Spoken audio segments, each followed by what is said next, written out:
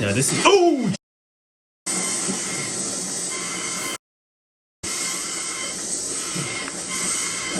So Capcom came out with the Resident Evil 8 for the iPhone 15 Pro and Pro Max, and I want to see how it looks playing it straight from the phone. And after that, I want to see how it looks playing with the full console setup, so playing on a 4K TV screen, and compare which one is better, playing with the controller and TV or playing straight from the phone. All right, so we have the iPhone 15 Pro Max here, and what we're going to do first is play Resident Evil 8 on the actual phone mobile version. So as you can see, the full audio is here, but we'll put it down for this video. If you tap on the screen, you can see that you have the full controls on the screen like a regular Xbox controller. So it does look similar, very similar to the Xbox controller. It does look like that's what they're mimicking, but it does fade out when you don't touch the screen. Once you tap on the screen, the controller's prompts come up on the screen. So if you want to start a game, you're going to have to use the controller prompts here. So you click A to start. And if you want to start, you can continue where you left off. You can load up a save, or you can go on new game. For now, we'll go on new game and put on standard. Gifts we gave, but more you took, she snarled. All right, so we can click here to skip. So we'll skip this for now. And you can walk around like this. So the controls is actually pretty intuitive, but if you're using the mobile controls, it's not going to be like a controller. Obviously, a controller is going to be a lot better, but walking around is pretty decent like this. It does take some getting used to though, because there are some drop frames and it's a little bit harder to control when you're using a touchscreen.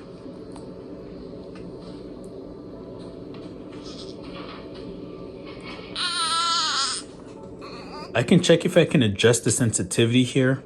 Just a moment. So this is an issue here. The controls do hide the settings on the screen.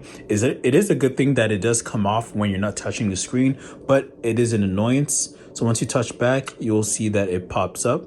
I put it at 3. So we'll leave it like that. Then we leave here, and then we go back to the game.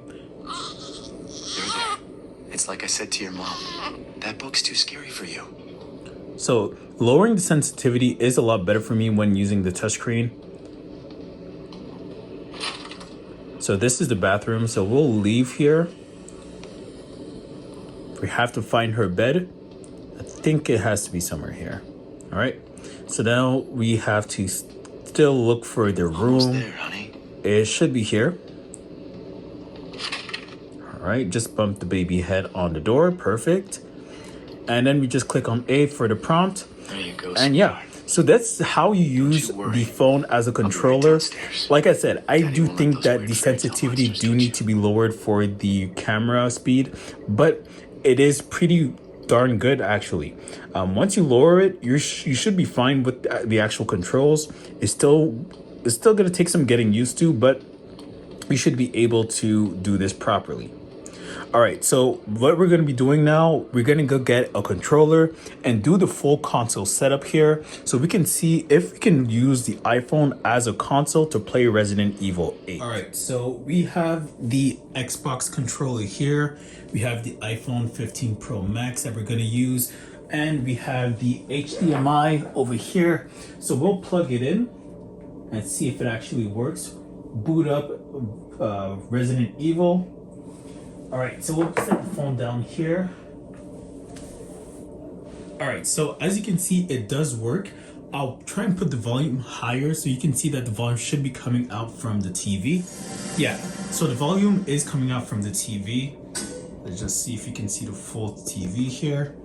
All right, so we are using the controller right now. Oh, it actually works. There is a little bit of a delay though. I don't know if you guys saw that.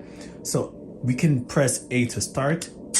There is a little delay with the controller. We'll see if we can load up a game. All right, so this is what we started with earlier. All right, so it does feel like a real console feeling.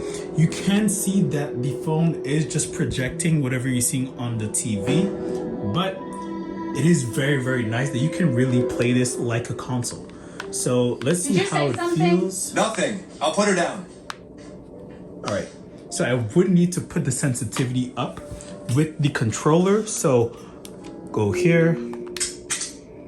All right, so let's go, where would that be? All right, so it's over here.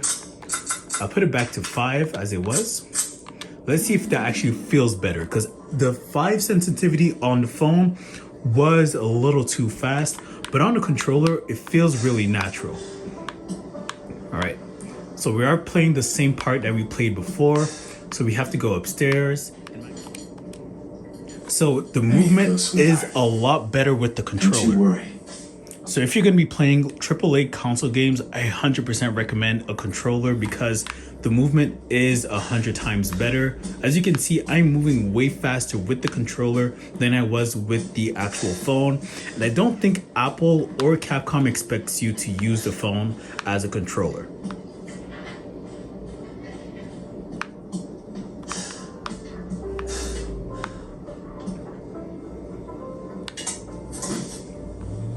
Is she okay?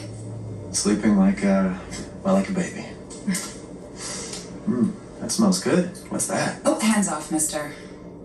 It's chuva de legume. It's a local recipe. Wow, you've gone full native, haven't you? Local wine, too. But if you're gonna keep sulking all evening, maybe you shouldn't have any. You really have to stop worrying. It's just finding you in Louisiana, the pregnancy, Chris moving us here, military training, it all happened so fast, you know? Well, at least we're all together. You, me, Rose. Now, everything's gonna Seriously, you think we can just forget about what happened in Louisiana? It happened so long ago. I don't understand why you are so... Damn! Mia, get down! Damn! Mia! So you do feel the vibrations with the controller. You should be able to feel haptics with the phone, but it is better experience with the controller. So you do get that full console feeling with the haptics, the full TV screen. It is actually really, really cool. Chris? What the hell? Sorry, Ethan. Come on, Chris. No! No, Chris, come on, man. What? Why? Come on, Chris. Why? Why'd you do that? All right, so I'm gonna skip this part here.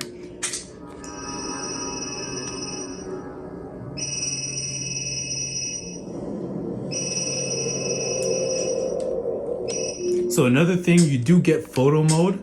So just like the consoles, you have the photo mode, you can edit the pictures. The quality on the phone isn't as a PS5 level. I would say it's really a first gen PS4 level, but you can get photo mode. So yeah, I did get an achievement for that because you do have achievements with Apple games. But let's go on with the game and see how the experience goes from here. All right, so I skipped a bunch of parts just so I can get to this place. So we can look at the graphics a little bit. We can see that the graphics isn't the best, but it is pretty decent because don't forget, this is running on a iPhone 15 Pro Max. The graphical quality isn't really the best if we really look deep into it. But again, we're running this on a phone. And this is a good experience because you get a controller, you get the vibrations, you get the nice sound with the TV, the nice TV quality, but the gaming is not the best when it comes to the graphics. And keep in mind, the A17 Pro isn't as powerful as the M1 chip. And Apple just announced the M3 Max. So imagine what the M3 Max could do with gaming.